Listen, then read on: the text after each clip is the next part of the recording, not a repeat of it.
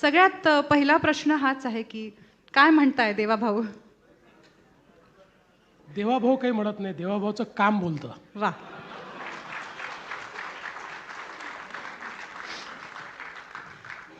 तुम्ही म्हणताय तुमचं काम बोलतं, मग अजितदादा सारखी टीका का करतात? अजितदादा बोलतात, माझं काम बोलतं. अजितदादा बोलतात.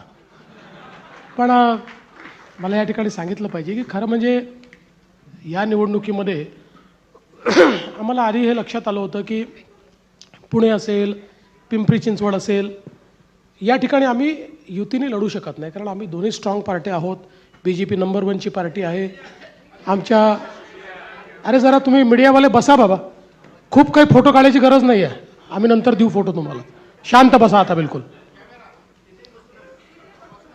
तर आम्ही ऑलरेडी हे ठरवलं होतं की आपण वेगवेगळे लढतो आहोत आणि मी असं सांगितलं होतं की जिथे आपण लढतो आहोत तिथे आपण मैत्रीपूर्ण लढती असं समजूया आणि एकमेकावर, एकमेकाच्या पक्षावर टीका करू नये.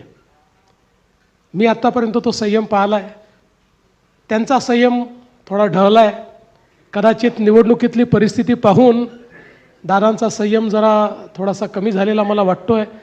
त्यामुळे ते बोलत आहेत, पण 15 तारखेनंतर नाही बोलणार.